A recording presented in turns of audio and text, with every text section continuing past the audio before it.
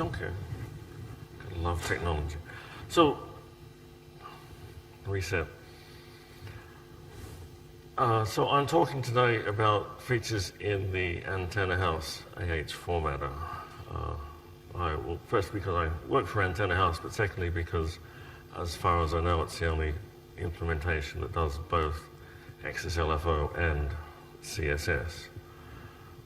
When I was preparing this talk, before I was sitting outside, I was thinking, in 20 years of doing presentations at markup conferences, this is the first time I've gone to a conference and presented about a piece of commercial software that I'm working on. So I'm not saying I had a crisis of conscience, but I had to think to myself, is this going to be a marketing talk?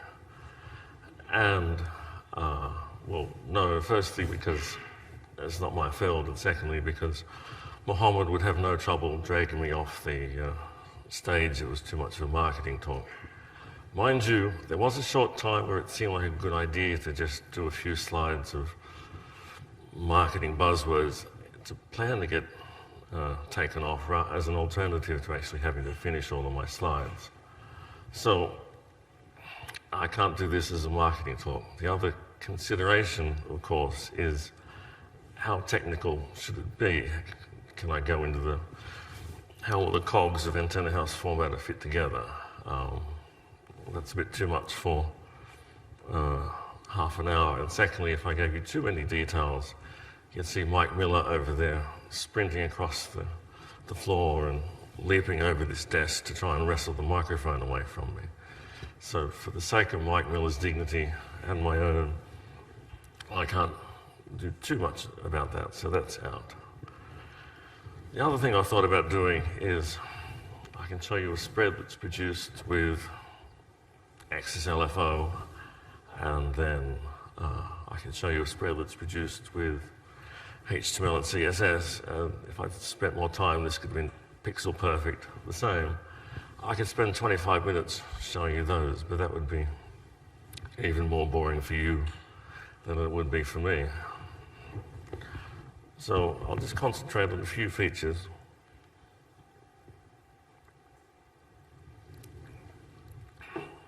Aspects of what was implemented for the CSS formatting in AH formatter that are carried through or sort of crossed over to be extensions in the XSL-FO side of AH formatter.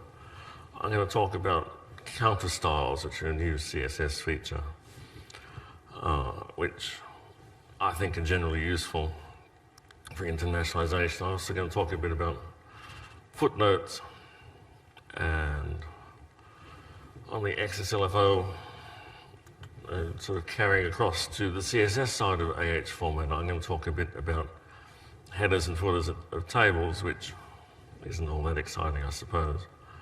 Hyphenation properties, the running headers that you can do in CSS, and also going to talk about footnotes, because part of what was implemented for CSS was carried over to the XSL side, and part of what was implemented for the XSL-FO side was carried over to the CSS side.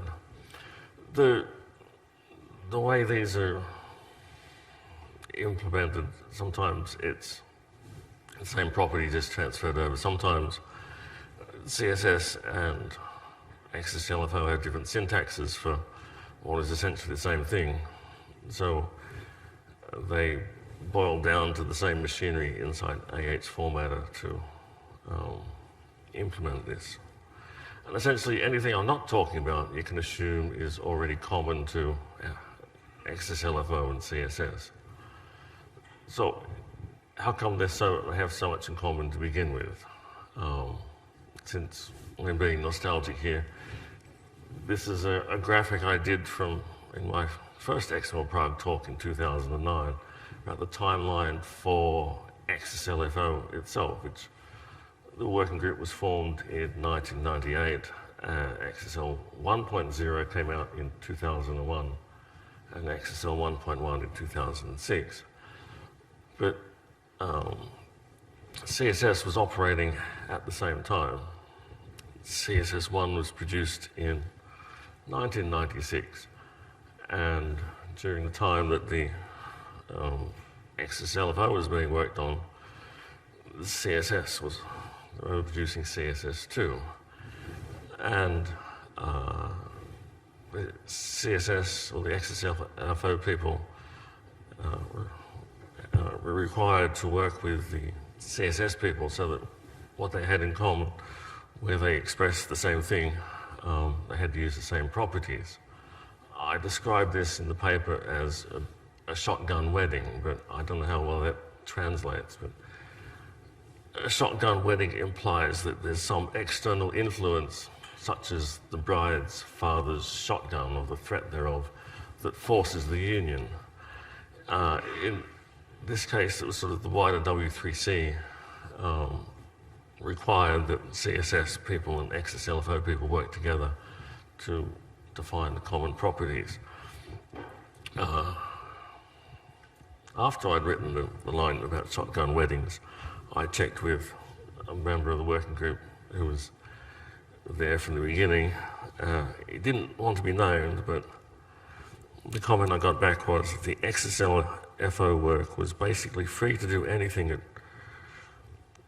wanted, as long as anything that could be done in CSS was done exactly the same way in XSL-FO. So they did work together, but it wasn't always harmonious. The one combined CSS, XSL-FO face-to-face I went to, my abiding memory is a discussion, if you want to call it that, where they talked about who had the correct use of the dot character in their syntax. At that point, they were at rec or close to rec, and no one was going to change anything, but they were still arguing about who had the correct syntax. So while XSL-FO was being developed, CSS had a rec, and they were working on and off towards CSS 2.1, which is sort of rationalization. And if you want to look in the XSL spec, you'll find that there's many references from the XSL spec to the both to the CSS itself and to errata that had been done against CSS2. So there's this lot of commonality. So there's a lot of overlap between the two technologies.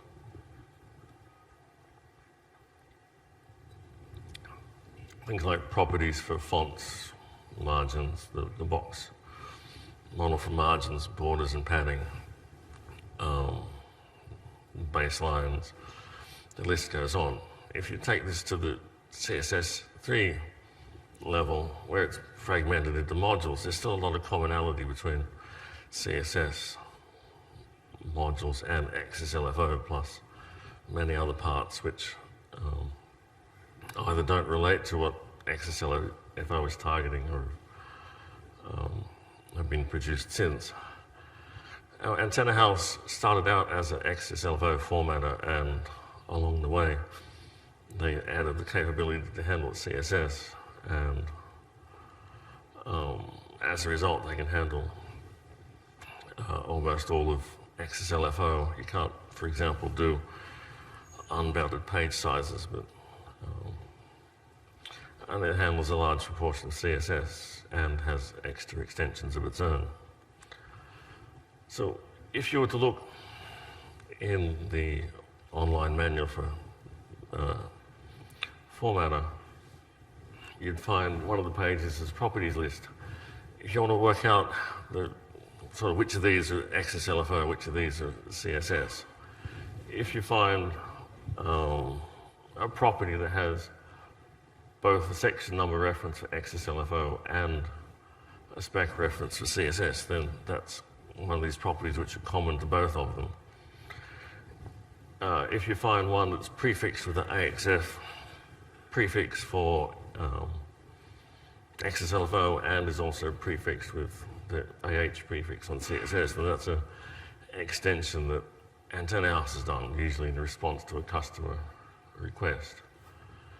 if you find that one side, on the FO side, it's a prefixed property, but on the other side you have a reference to a CSS spec, then it's going to be something which is in CSS, but it's been re-implemented for XSL-FO.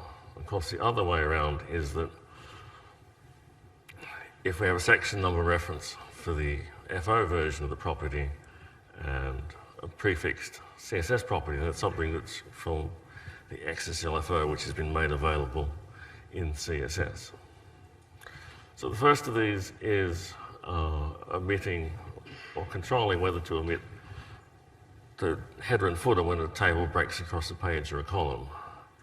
In CSS, CSS 2.1 says that a print user agent has the option to omit them or to repeat them.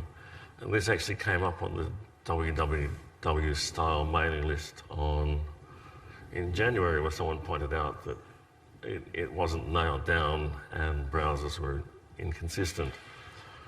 And this person was looking for a CSS property to control whether or not headers and footers were repeated or not.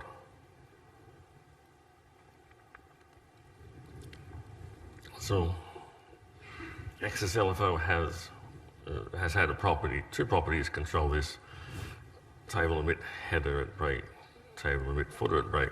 So they've just been transferred across as so the FO property just expressed in CSS syntax, and you can control whether or not the table headers and footers appear or not. I mean, this isn't a very exciting thing unless you absolutely have to have the headers and footers, or you don't, but it also shows sort of the simplest level of re-implementing one property for another.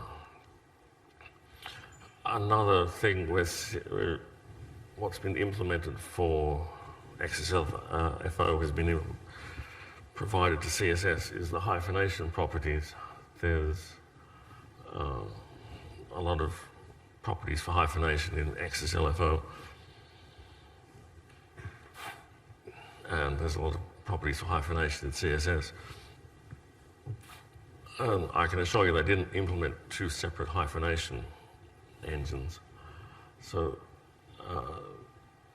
what's common is the implementation, but they had the FO implementation before they had the CSS one. And this is one where the syntaxes differ, or the allowed property values differ, but the effect is the same.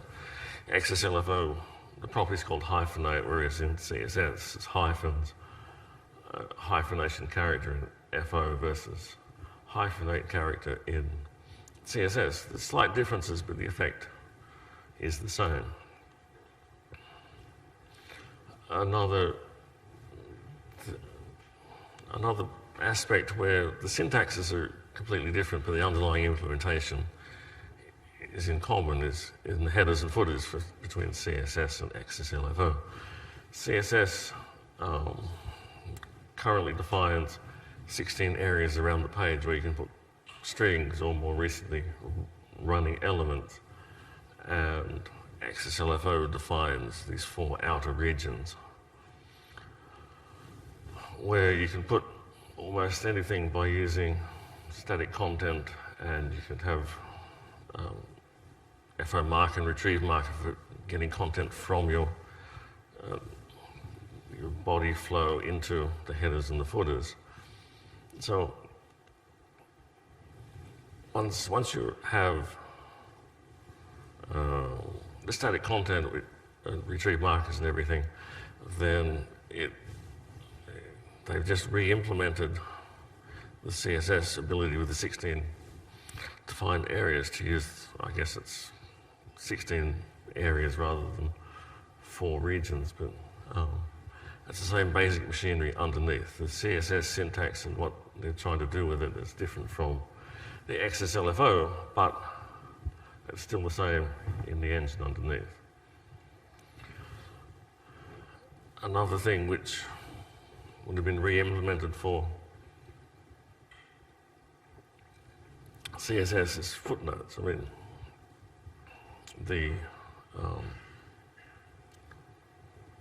The syntaxes for declaring the footnotes are obviously different. You have more control about what you put in the FO. In essence, the CSS markup is simpler, but there's also differences in how they think about this. In CSS, as I read the spec, you have to define a footnote rule for pages where you want to allow footnotes, whereas in XSL-FO, the footnote reference area is implicit in every FO region body. If you have a footnote in the body flow, then it's going to appear in the footnote reference area, or just spring to life because there's a footnote to put in there. But this is also where I swap to the other side with CSS. Parts of CSS are re-implemented for XSL-FO. Something CSS can do is generate footnote numbers on the fly because it's in essence is not in your HTML as a rule. So they have counters for keeping track of how many footnotes you have, and you can put the counter value in as the footnote marker in the rendered footnote or footnote called the little thing in the body of the text. Whereas in XSL-FO, the expectation has always been that XSL-FO you generate it with XSLT. So that there's machinery in XSLT with XSL number for generating these numbers, but there's never really been a way to, for example, restart the footnote numbers on every page. So Antenna House has implemented what's called footnote number and footnote number citation to do the same effect as the two CSS rules for putting in a number and referring to that number.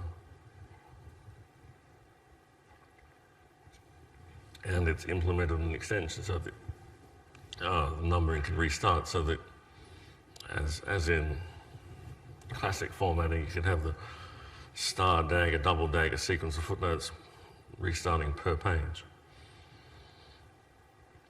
Now, the one that I think is generally useful for internationalization, and you should use it in your CSS to begin with, is the new CSS counter styles. Broadly speaking, a counter style is a sequence of letters, numbers, or symbols representing a numbering sequence, which is all they ever count as integers. So the CSS3 counter styles, you can have a name for a defined algorithm for generating these sequences. And you would use this in the list style type for making the marker for your list items, and also in the counter and counters functions. So example from CSS would be, in this case, the list style type, we're using one of the predefined ones, which is defined by the CSS specification. And because we're doing that, instead of the literal 1, 2, 3, 4 in the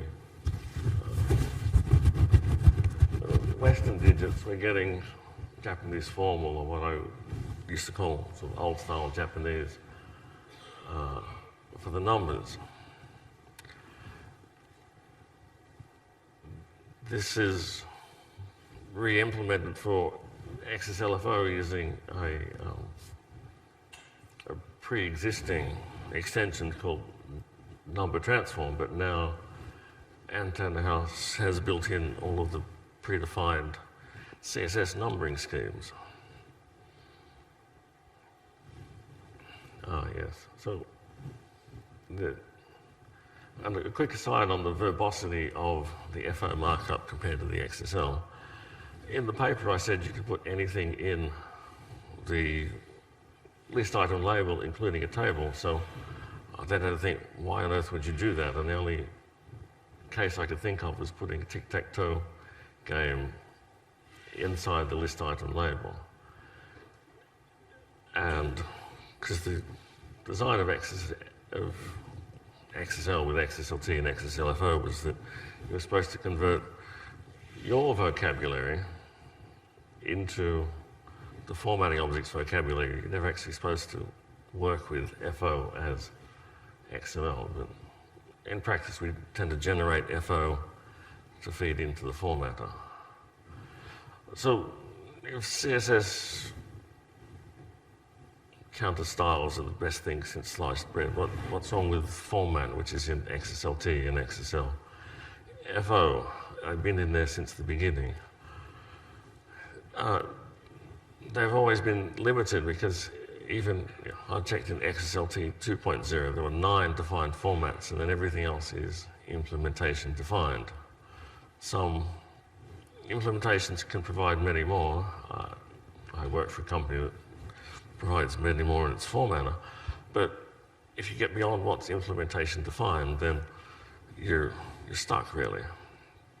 CSS allows you to define your own counter styles and refer to those in your also in your CSS style sheet, so you can provide numbers for your list items, your pages, etc., in a style that you need. A couple of years ago, I was looking at Khmer formatting, and I was put in touch with some people in Cambodia, and their gripe at the time was that they couldn't do Khmer numbering in their HTML in their web browser because it just wasn't supported. And CSS counter styles, there is a counter style defined for Khmer, but even if it hadn't been, they could have done their own. So between counter styles and hyphenation rules, you have a leg up on doing halfway decent formatting on almost any language. Now, of course, there's also incompatible differences between the two things. What I'm going to talk about now is the page selection mechanism in XSL-FO. You define your page masters and you define the sequence in which they can occur. CSS, there's some choosing of the pages, whether it's left to right, etc. So your FO is full of page sequence master, which would get you alternatives. You can pick a page master for the left page, the right page, the on page. And you can do similar in CSS by saying this is the page rule to use for the left page, the right page for a blank page, etc.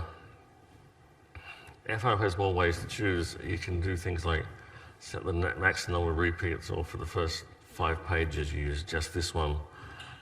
Then you have this choice for the next, 10 pages, and then you have another choice of alternatives for the next 10 pages. The CSS, it sort of formats as you go and has a rather different mechanism where you can come up with named pages, which would be similar to FO's page masters, but the selection of which named page to use depends on the current element that you're formatting. So in this example from the CSS spec, I have tables which are set to use the rotated page, which was in landscape mode, and I have the paragraph which is set to use the well, by default is the div, it would be the narrow page. So in this document, if I formatted that, I could have, if I had small, the tables would appear on one or maybe more landscape pages, and then when it got to the paragraph, it would switch to a different page, a different name page, and use narrow pages for that. So this is, again, sort of on the fly, which is less predefined than what's in XSL-FO. You could probably do the same with Antenna House's nested page sequences, but I haven't really looked into it. So, to conclude, XSL-FO and CSS have a lot of properties in common by design, if not necessarily by the choice of the people involved. Some properties you can swap between the two with minor differences. You just rename a property and have the same values. Some properties have essentially the same but different keywords. Other things you could have very different syntaxes, such as the way footnotes are put together, but the underlying implementation can be the same. And some things, such as page master selection, there's fundamental differences that aren't worth trying to reconcile. So in all of this, the thing I have left out is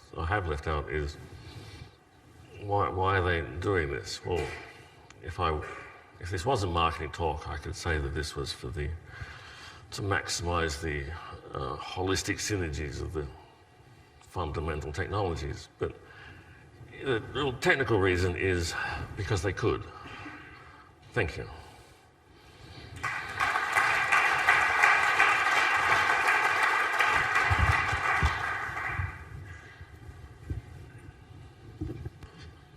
Thank you, Tony. So we have a few minutes for questions. Any hand raised? No question, okay. Oh, where? Sorry. Thank you. Stephen Pemberton, CWI Amsterdam. So I was in the CSS working group for versions 1, 2, and 2.1, okay. And so I was partner to that shotgun wedding, and I was one of the people who favoured it. Actually, I thought it was a good plan, and in lots of ways, I think it's good to push it forward. Do you think you've had any insights into how the overlap can be increased between the two? Well, your retrospective comment from the being on the outside at the beginning, from the outside world, it always looked like a good idea that W3C only had one technology. How to sort of increase the overlap now, there is no current XSL-FO work, and it's unlikely to restart while there's no or very few W3C members who are pushing for it, and also given the emphasis on the open web platform. So at various times, people have talked about getting more people who worked on XSL-FO involved in the W3C CSS working group. But at the same time, you don't always see that much emphasis from the browser vendors pushing for paged implementations and features that make sense for that. I'm sure Liam would have an opinion. So can I follow up? So your answer was it's not worth even trying to have that idea of how it could be improved, because I think that that W3C is far too browser oriented. And two, I think these technologies, we're talking about technologies which hopefully will be good for 100 years. And so therefore, we should make them as good as possible. And just because there's only a small number of people using a particular technology at this moment doesn't mean to say that in the future, the people who are now completely browser focused won't suddenly see the light and say, oh, wait a moment, we can use this stuff for other stuff as well. Maybe we should encourage these other technologies. Well, I agree, and some people who are very web focused, they come to the view of sometimes you want to present the thing on your web browser as pages, because people like pages, and the metaphor of turning to a new page can work better than this infinitely scrolling screen. So it might come about that way. Okay. Interesting. Any other questions? Okay. Liam has his. Liam. You want to follow up? Okay.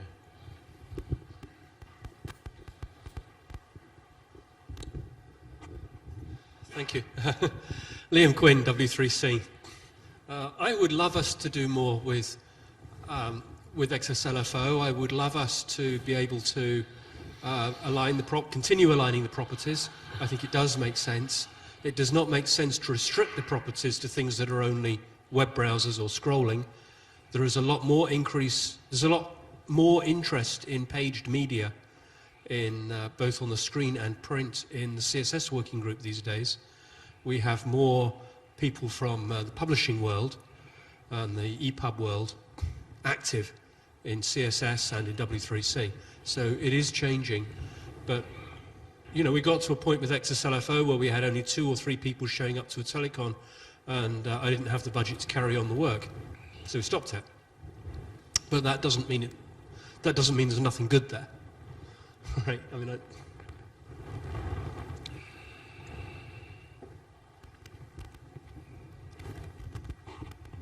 Thank you. Last question? Thank you. Hi, I'm Xavier Salvador. I teach French literature in France, and I just wanted to ask you, but don't you think Codex is dead, and there is something new to invent now? That's the way we are teaching in our literature. All the shows What's dead? I didn't catch a that. codex, a book. A book? We turn back to a role. Where? Codex. The book? Codex? Cubic book. It's called a codex. You know, It's called a we codex, passed yeah. from the role to the codex. And I think there's something new to invent now. Yeah, coffee break. This is a debate for Mohammed coffee will break. I invent think. coffee as a solution.